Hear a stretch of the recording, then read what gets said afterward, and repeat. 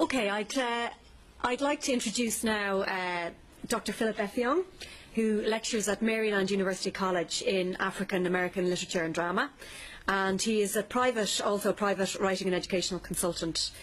He's published a book on African American drama and a novel called Monty, which I think has a certain Irish ring to it, and some various other articles on African and African American literature.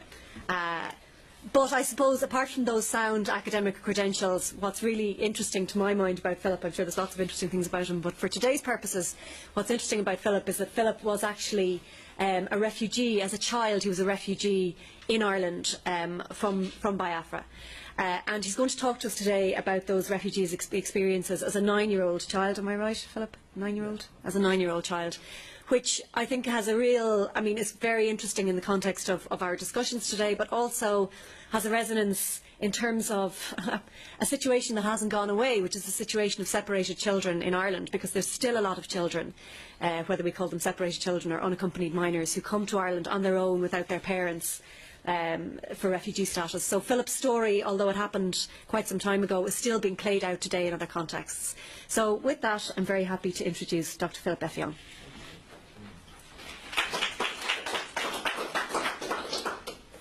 Thank you, and good morning again. Can you hear me? Is this working? Okay.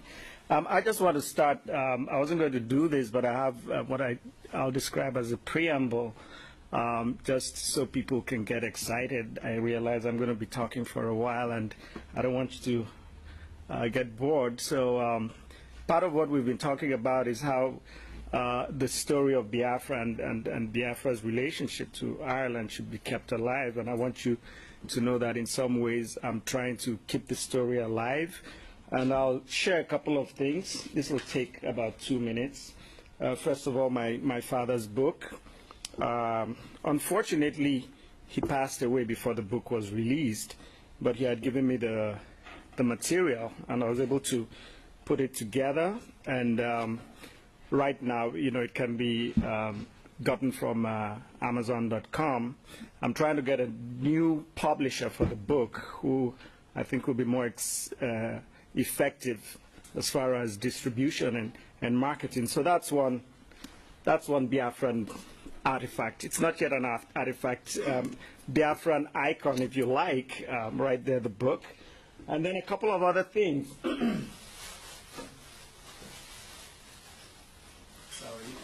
This is, you call it a muffler, right? I think in the U.S. this is called a scarf, a Biafran scarf right there. And someone should help me if anybody has information on how I can really preserve these things, because I'm getting worried that termites might eat through them or something.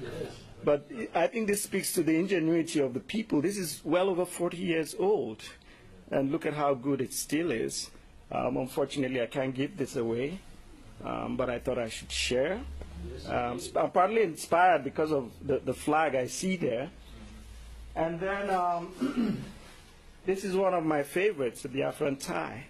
And you look at how this has stayed. Again, it speaks to the ingenuity of the people. I don't know when they had the time to make things like this, right, frankly speaking. I actually lent this to a friend who kept it for about 20 years and gave it back to me this year. And actually, he didn't give it back. I demanded it. And but look at how beautiful it is. I wear it sometimes. It is thin. It's not as thick as a lot of ties that you have today, but it's just as beautiful. And so I thought I'd share this. If I had a shirt, I would probably have worn it. But if I wear it, you probably think I'm a little crazy if I wear it over this. But most important of all is something I rescued from our family compound in 2005. And if you know anything about African compounds, you know that property there can be considered communal, and if people don't value them, they go pick them.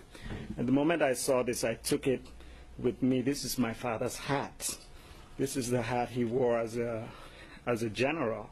Again, after the session, if someone can advise me on how to preserve these things, I would really be grateful, because if you notice from the way I'm carrying them around, I don't exactly, not exactly doing a good job. But anyway, now to my presentation. I titled it Sleepwalk Through Ireland, and hopefully when we get to the end of it, you'll understand why I describe it as Sleepwalk Through Ireland, a post-war memoir. Now, a lot has already been said about the refugee situation and what caused it and what led to the crisis. And try not to read this. This is just for my benefit. I also have the slide because I have some images I want to share. But some of the causes of the refugee problem, some people talk about the war, but it actually started before the war. It started with the massacre, with the destruction of property of Easterners in the north. And so you had thousands of Easterners fleeing from the north. This was after the first coup. There were incidents in May, I believe in July, August, and September. Perhaps September arguably being one of the worst situations, where there were just massacres of children, women, men. People lost property, lost their businesses, their means of livelihood, and eventually you had massive numbers of people just coming to the east, which proved to be a major burden for the government as well as for relatives and extended family members who had to take care of them. So that was where the problem really started. But of course it was aggravated by the war. And the moment the enemy started to capture cities and communities, you had bigger displacements of civilian populations mainly. And people started to relocate, and in the process of relocating, they abandoned property, they abandoned their means of livelihood, and those who were originally taking care of people who had come from the north now found themselves destitute as well. But apart from the incursion of the enemy into Biafra, into communities, there were other problems which were largely championed by Chief Awolowo, who was the Federal Minister of Finance, as well as, I believe, the Deputy Chairman of the Supreme Military Council. And he advanced policies like the use of starvation as a legitimate instrument of war. And following that, you had the economic blockade of Biafra, which has already been spoken about, the devaluation of the Biafran currency. Now, the economic blockade of Biafra was perhaps most gruesomely realized on the 5th of June, 1969, when a Red Cross plane carrying Norwegians, I believe a couple of Swedish passengers, and Americans was shot down. But the result of all of this, serious refugee problems at the beginning of the war, and so refugee camps were hurriedly established. Many of them were carved out of former schools or government buildings. Some of them were just makeshift buildings. But I think it would be good at this point to acknowledge the help of those countries that either recognized or were sympathetic to Biafra, at least its peoples were. You know, like Ireland, people say Ireland didn't give formal recognition. I really don't care, as long as the vast majority of the people, or a significant number of the people, were concerned. As far as I'm concerned, Biafra supported, Ireland supported Biafra. So, you know, I want to acknowledge the Ivory Coast, Sao Tome, Ireland, of course, Gabon, Tanzania, Zambia, and other countries which helped through supply of medical needs, clothing, food, helped to establish these refugee camps. And this list is not exhaustive, but these are some of the groups, the humanitarian organizations that I continue to hear that were active in running and helping to sustain these refugee camps. And I've listed them. Caritas has already been mentioned, the Red Cross, the World Council of Churches, Holy Ghost Fathers of Ireland, I repeat the World Council of Churches, but anyway, Joint Church Aid, Catholic Relief Services, Salvation Army, you know, and I said the list is not exhaustive. For instance, I only learned, and I probably should be embarrassed about Africa Concern in detail during this conference, and I definitely want to acknowledge Africa Concern and other groups that I haven't mentioned. I want to personally say that we're grateful to these countries and organizations, and each time I have the opportunity, I will express that gratitude. let me digress a little bit and say something about the refugee camps, because there's the general notion that they were filled with very sick, dying, malnourished children, women, men, and there was just filth and general decay. To an extent, that is true. For instance, at a place called Ifakala in Mbitoli local government area, I think that's where it is in modern Nigeria, I witnessed some of the most horrible refugee camp situations. Now, we lived in Ifakala because we were homeless at the time, believe it or not. I know it's hard to believe that General F. Young's family could have been homeless during the war, but Umwa had just fallen, and my dad's first ADC, his family, in this place called Ifakala, took us in, and we were there for several weeks. And there were refugee camps around there, and it was my first observation of the real horrors of the war. I saw those kids, some of them were my friends, I played with them, but I also witnessed a lot of death, a lot of starvation. The images we saw in the documentary yesterday of the children with thin legs, you know, the big heads, the big stomachs, I saw them, and that was a really, really touching and moving observation. Even though I was a child, the images are just so clear, and those images are partly what informed the novel that I would eventually write called Monty. But aside from that image, there was another image that I think we should recognize. And when Owerri was recaptured by Biafra and we moved to Owerri, we visited another refugee camp in my state, present Akwa Ibom State, in a place called Ntodino. And it was run by one Reverend Father Umana, who later became the principal of the secondary school I went to. But that refugee camp, it was amazing. It was just vibrant. It was full of life. It was full of healthy people, children, the men, the women. There was electricity most of the time because the generator, was functioning well. The children formed mock militia groups. They marched around. There was just life. There was food. There was health. So I think it is important to mention this, to understand that it wasn't a wasted effort. The refugee camp situation and the efforts to establish them wasn't a wasted effort. And before we left this refugee camp at Ntodino, the refugees actually put on a play. It was a major play that lasted probably about an hour, 30 minutes. And looking back, I just wonder, when did they even put the script together? It was amazing. And they also had a traditional performance right after the play. So it's the reason why I'm mentioning this is it will help me move into the other aspect of the refugee situation, which I'm going to talk about and which concerns me directly, and that's the intervention by some countries that would not only supply to these refugee camps, but would also take some of the refugees and provide a sanctuary for them in their countries. That also helped with the refugee situation. It helped to eventually save lives and provide people, especially children, with much needed food, much needed health care, education, and clothing.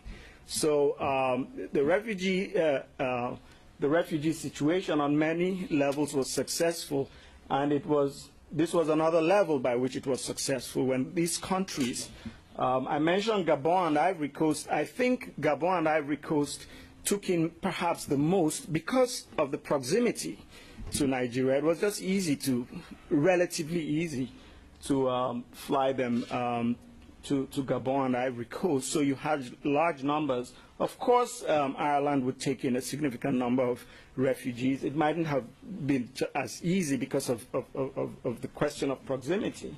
But a lot of refugees were also taken in by Ireland, especially during the latter part and even at the end of the war, towards the end of the war and after the war.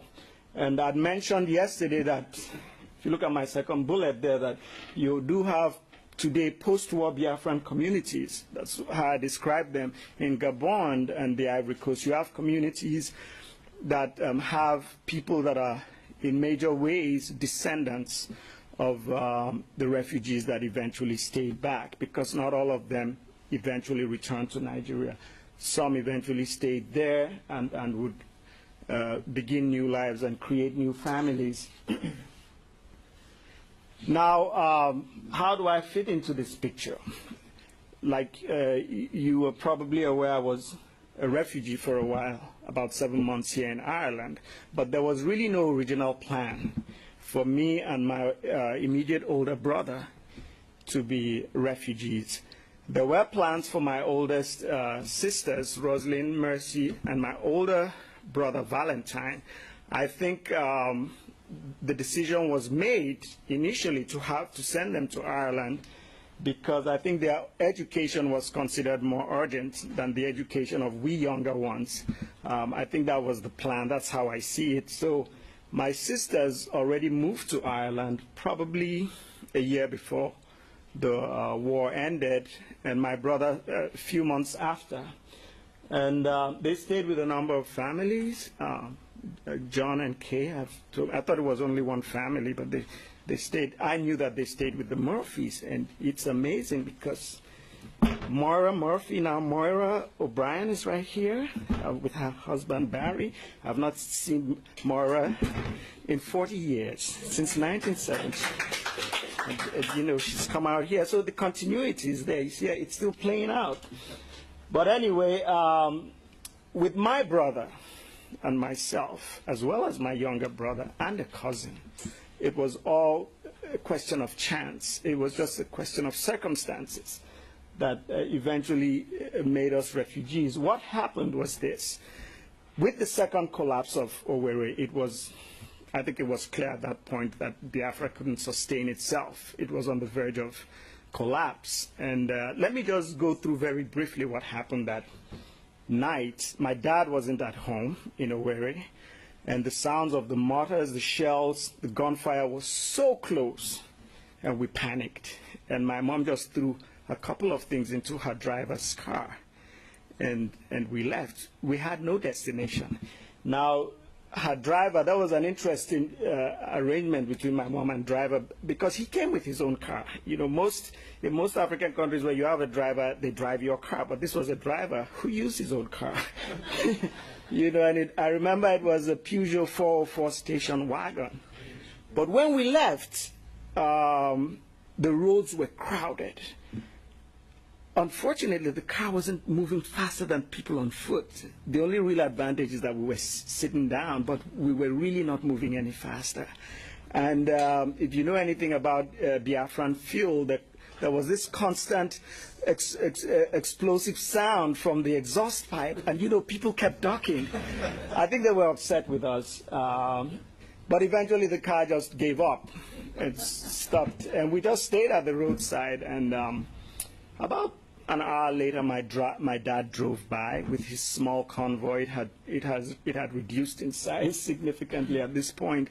He drove by. I don't know if he was looking for us or if he just met us by chance. But anyway, he stopped, took us, and put us somewhere for the night. I don't remember. It was really just some hurried arrangement. We slept somewhere. And then the next day, we headed straight for Nnewi, which is General Ojukwu's hometown. And I didn't know what had happened. It was later that my parents would tell me the story. And that's how we came to become refugees. And this is what happened. Ojukwu had already made plans to leave and had informed my dad that he would be handing over to him. My mom was pregnant at the time. So my dad, he definitely was not happy about the situation, but he said, well, I'll stay. However, take my wife, she's pregnant. I'm concerned about her health. And that's how, and the general, the head of state, agreed, and that's how my mom would eventually leave, and that's how we would leave with them. My mom would leave with me, my immediate older brother, Charles, my younger brother, Francis, and a cousin who was with us, my dad's older brother's daughter. And so things happened very fast. By the 7th of January, we were in Owerri, and this was the 8th. We're leaving Biafra. And that same day, in the evening, you know, we were taken to Uli Airport. There was a lot of security. It was dark. Minimal light was being used. and we left on a cargo plane that didn't have seats. And what happened was you just placed, a ladder was placed against the plane, and you climbed in, and then your luggage was thrown in. You put your luggage on the floor, and you sat on it. There were a couple of other Biafran families there, including, I remember very well, Ojuku's mother. And she had a problem climbing into the plane. So what happened was, to reduce the gap between the rungs, I remember someone would go, when she would climb, someone would go and put his head, and she would put her foot on his head and go to the next rung, and that's how she eventually got into the plane. I remember Ojuku's secretary, Enyu Akpan, his wife and children were also in that plane. So things happened so fast, but it was not planned. And our next arrival was Sao Tome, where families were distributed. You know, different arrangements were made to take care of different families. And we stayed with a family called the Monekes. And we stayed there for about 2 weeks. And then we left. And like I said, this wasn't planned, because eventually our final destination was the Ivory Coast. But we went first of all to Portugal, Lisbon, before coming down to the Ivory Coast. And we left to Portugal with the secretary of Ojuku's secretary's wife and children. And we stayed in a hotel, which I remember, Hotel Infante Santo. That was the name, and it's always stayed in my head. We stayed there for about 2 weeks. And then we left, just me, my mom, my older brother, my younger brother, and our cousin. We left, and our next stop was Abidjan. Let me state that the flight from Sao Tome to Lisbon was also on a plane that didn't have seats, except that it was a larger plane. It was slightly more comfortable, but it was several hours. I think I got used to it, and I always laugh when I enter a plane today and they say, fasten your seatbelts. I'm like, you just don't understand. So we from Abidjan, we spent about a week in a hotel in Abidjan, and then later on we were chauffeured to Bouaké, which is one of the largest cities in the central part of the Ivory Coast. Bouaké I actually enjoyed. We settled down nicely. There were several Biafran families and children, including Ojuku's extended family with so many children, and we just had enough people to play with.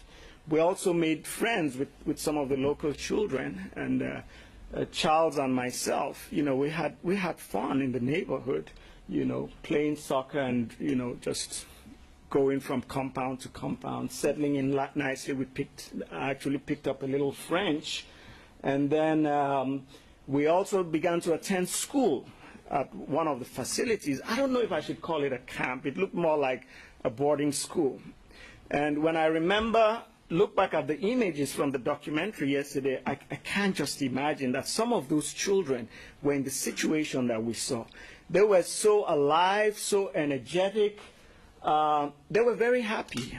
You know, and we made friends with a lot of them. We enjoyed going to school. Some of the teachers were from the former Biafran area, some women. And then there was a Reverend Father. Someone mentioned something about, I forgot his name, but someone mentioned the name of the Reverend Father at one of the camps in the Ivory Coast. I think that was him, an Irish Reverend Father. It was very funny. And some days he would come to class wearing his glasses without a glass, and one of the, I don't know if that was just done for humorous effect, or if he couldn't really afford better glasses.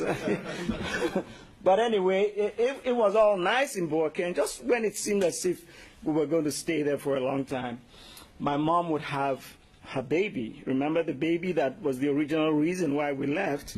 And she maintained communication thanks to, again, supporters of Biafra. Somehow they took letters back and forth to my dad in spite of the difficult situation my dad was going through. And my dad immediately sent word that she should be called Philippa. I'm Philip. He must really like his name. So she was born on the 24th. She was born on the 24th of April.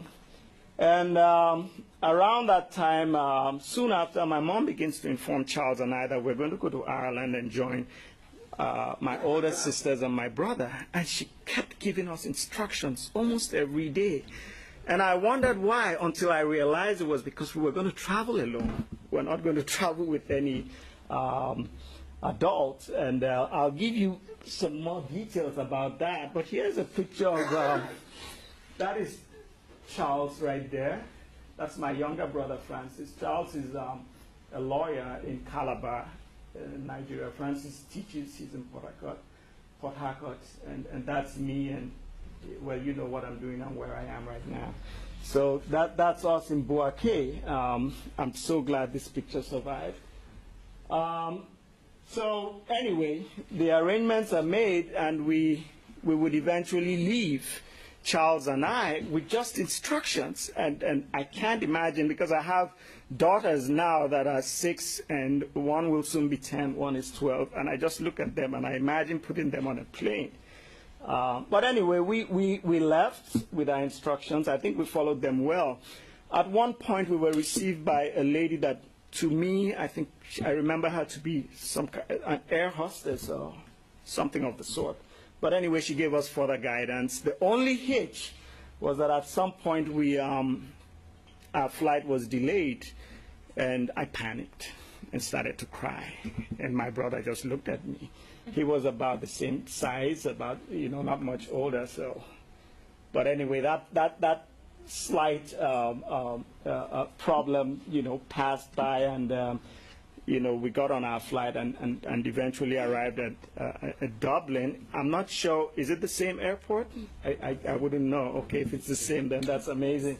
I couldn't remember anything, though, from the airport, and we were received by my brothers and sisters and the Murphys.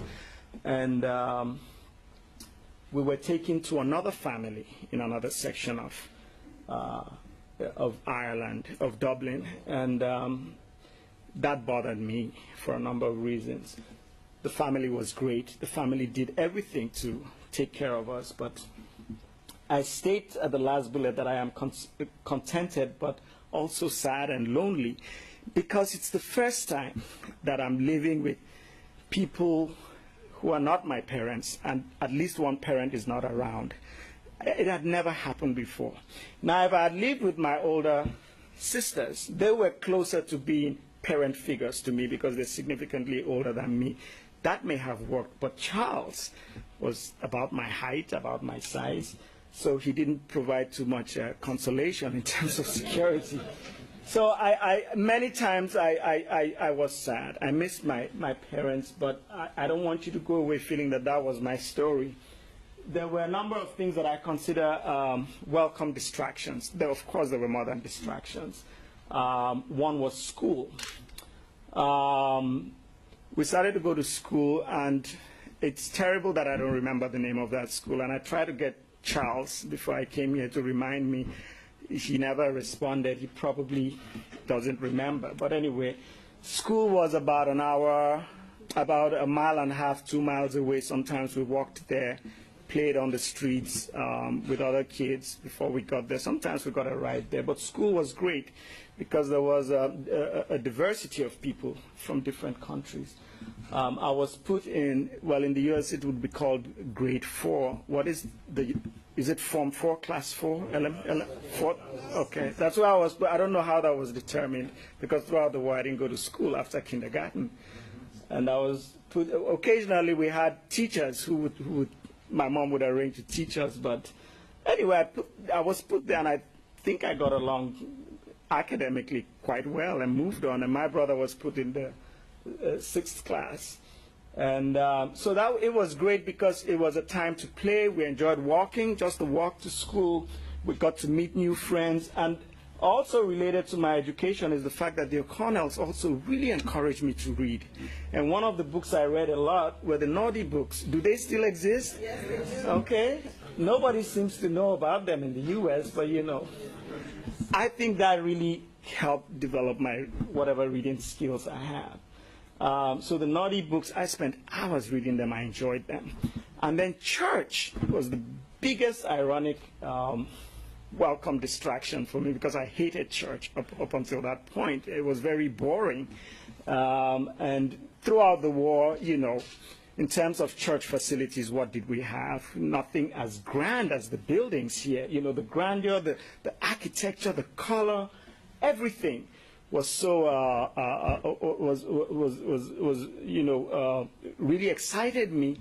And interestingly enough, the messages, because I remember the priest saying, "Taste and see that the Lord is good." And you know, I would go back and think, the Lord is good, so my situation, he'll take care of it, you know. And I wanted to believe that everybody around me was good and kind. So church, you know, I can't believe how important church came to me, because prior to that time, I think I was just a bad kid who didn't care about such things. And there was an aspect of church that I also loved, and that was the confessions.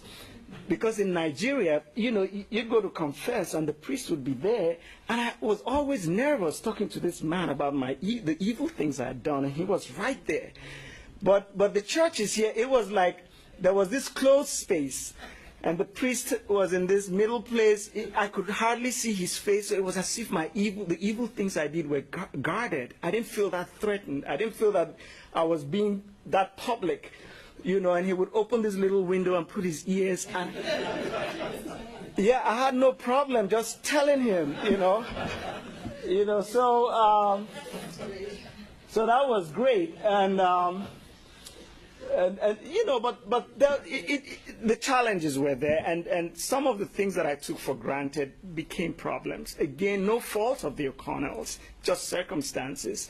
One was what to do with our hair, because my hair continued to grow and grow. And, you know, usually my mom would step in and get a barber to cut it. But Mrs. O'Connell, God bless her heart, would sit me down and pick my knots one at a time. And I would just sit there in tears, you know, because it hurt. And she didn't know what to really do with my hair. And one day decided to take me to a barber. Take myself and my brother. And the barber could easily have just said, "I don't know how to cut this type of hair." But he went ahead and did a terrible job. And when my sister Rosalind saw, she almost had a fit.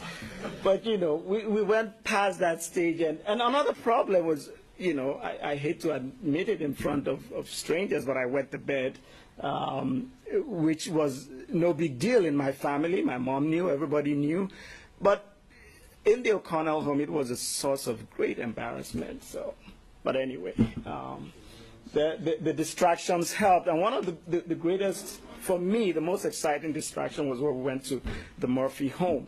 Why?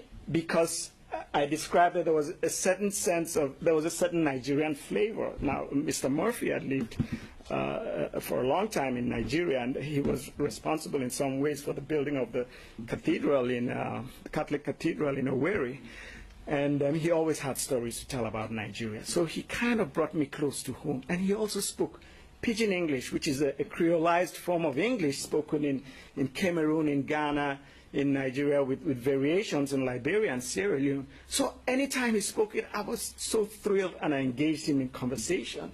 And then there was also a sense of enhanced security because my older siblings were there. And for me, unlike Charles, they like I said, they provided more a parent figure. They were more like parent figures to me. And each time we left the Murphy home, I always cried.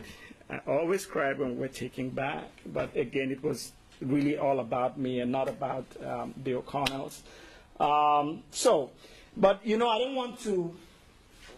Oh, before I go to say, I just want to share some pictures, courtesy of Moira. You can see right there, that's my oldest sister, Rosalind. That's Charles. That's Valentine. He's an artist in Holland. I think I should give you all his website. You will like his art. That's me, of course, and that's Mercy.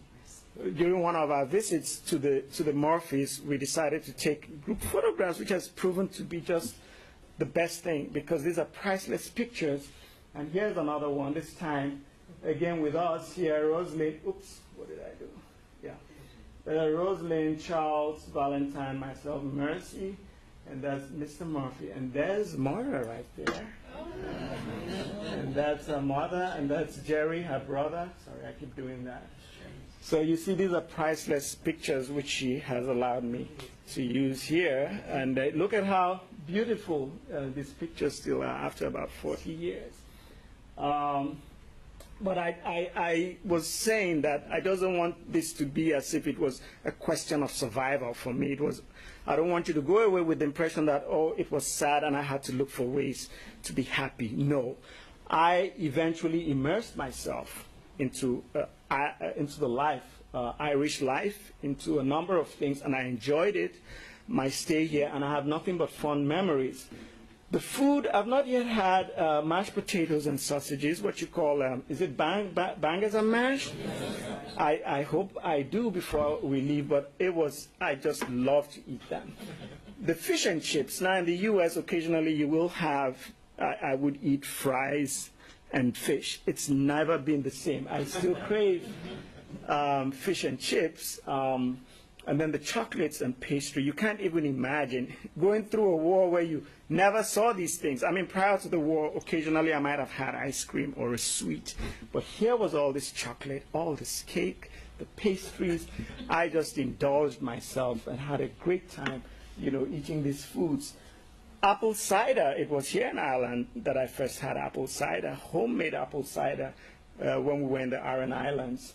Now, Guinness Stout, I didn't drink it then because I was too young, of course. But later on, when I would drink Guinness Stout as a grown-up, as a young man, it would have a lot to do with my memories of the euphoria that the Irish people seem to have when they drank this black liquid. I also played rugby. I learned how to play rugby here in Ireland. I learned how to play cricket. I played a little bit of Gaelic, but my brother, Charles, played more Gaelic and even played for the school. So I want you to understand that we enjoyed Ireland and we immersed ourselves into the life and culture. And one of the most fascinating experiences was when we went to Galway.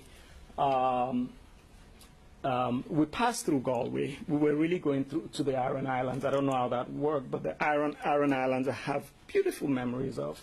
It reminded me of rural life in Nigeria. I remember some of the buildings had thatched roofs. I remember visiting some of the caves where monks were supposed to have lived. I remember the rocky roads, the rocky walls. And of course, for the first time also, and the only time in my life, I participated in Halloween in October. And you'd probably be happy to know that I went around as a gorilla. It worked very well. I got a lot of candy, a lot of fruit.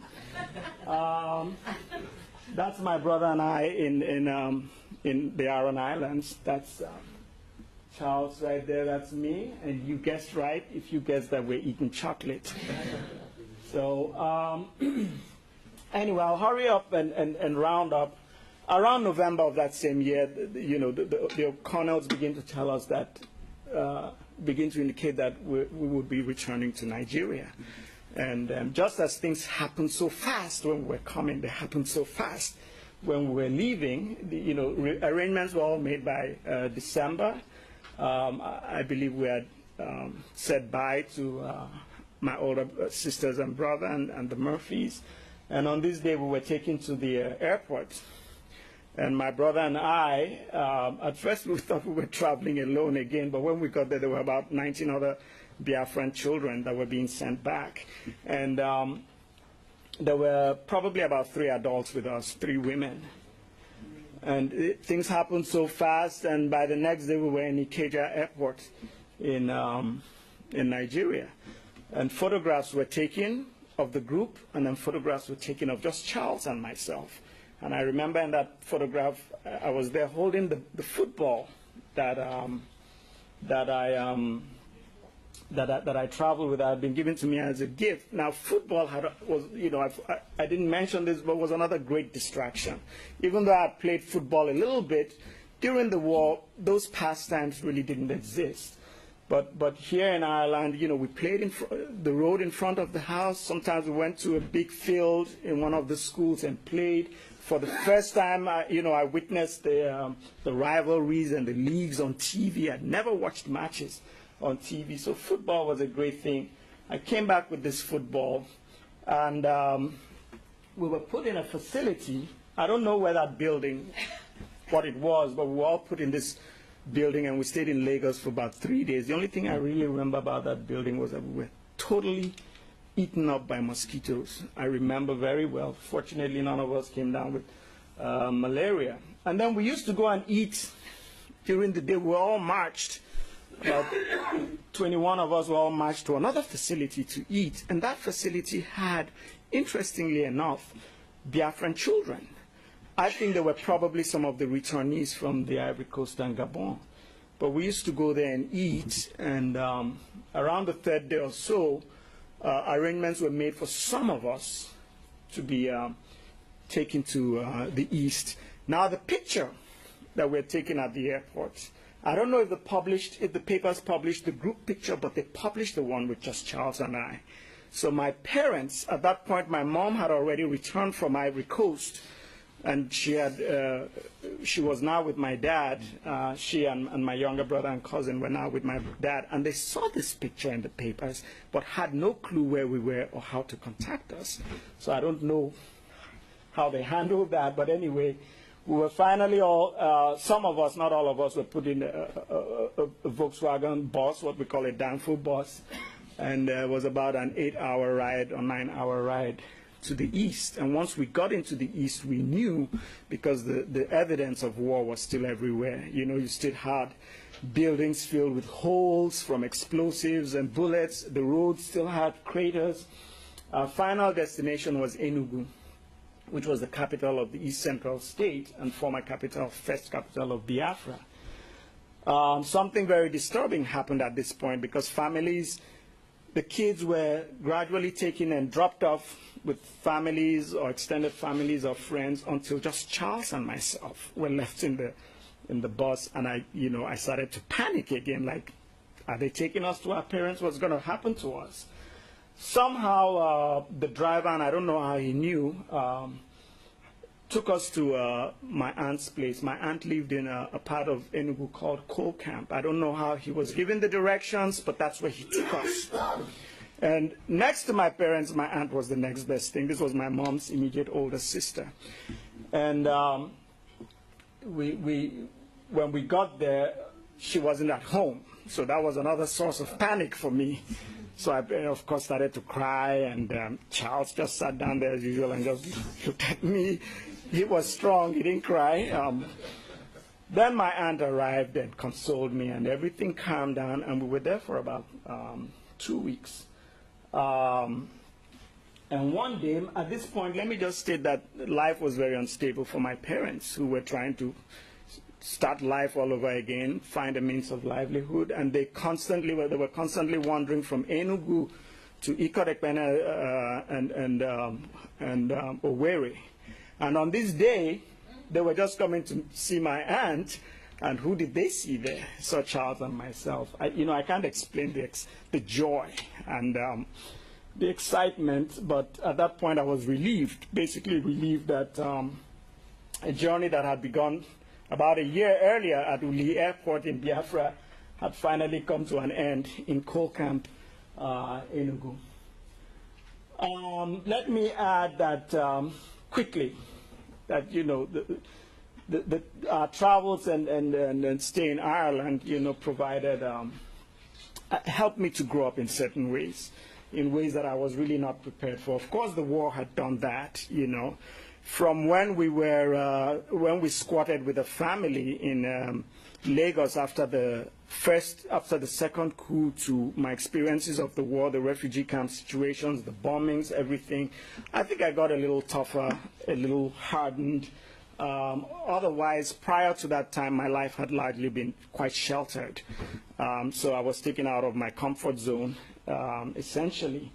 And what Ireland did for me, it just added to this. It provided me with a new form of growth, one that helped mold me into a tougher, I guess, more self-reliant and creative person.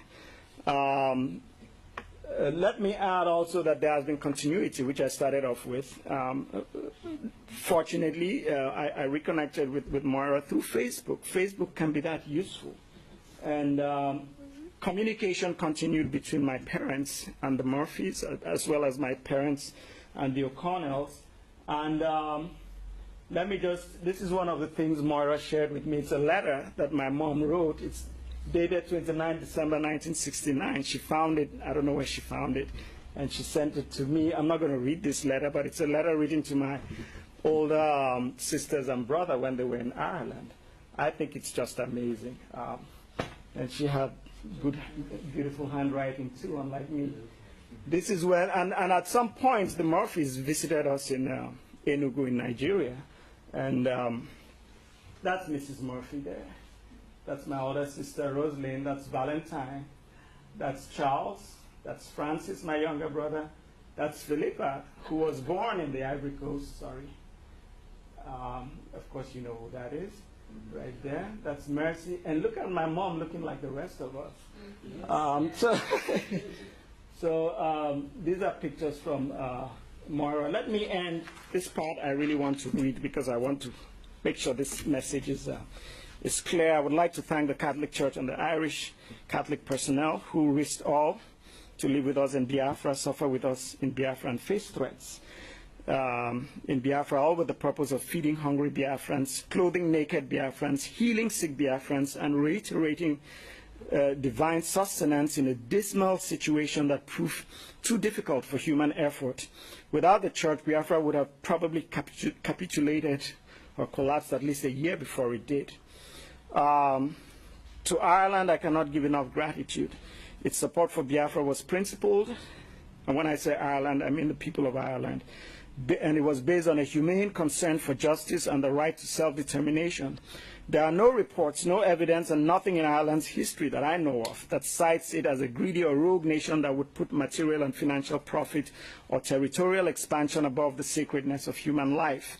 It did not exacerbate the Nigeria-Biafra conflict like some other nations did through the supply of ammunition, but concentrated on the preservation of human life through the provision of essential aid and the demonstration of the Christian principle of charity.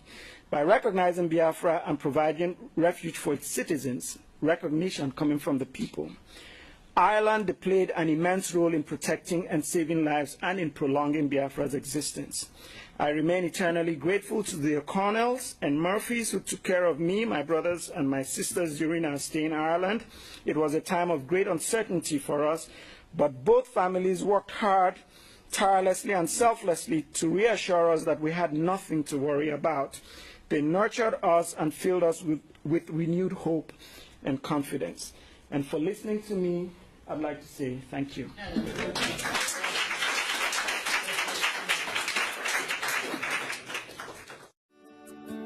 Welcome to Forestville Luxury Hotel. At Forestville Luxury Hotel, we offer excellent service. Our rooms have all the necessary facilities to make your stay comfortable and memorable. You will also have access to internet service, breakfast, 24-hour power supply, full air condition, free international calls, free tire pumping service, and free car battery charge. So what are you waiting for? Quickly visit Forestville Luxury Hotel. We are located at #1 Adeline Obamishile off Raji Rasaki Road, First Estate, Amuwo, Odofin Festac, Lagos. For more information or reservation, please call us on 08075787135 or 08099900601. You can also take advantage of our online ongoing promo at www.forestvillehotel.com to make your reservation and payment for your favorite room, which attracts a discount rate. Please note, rooms are reserved based on first come, first serve. Forestville Luxury Hotel. Experience the home of comfort. They come.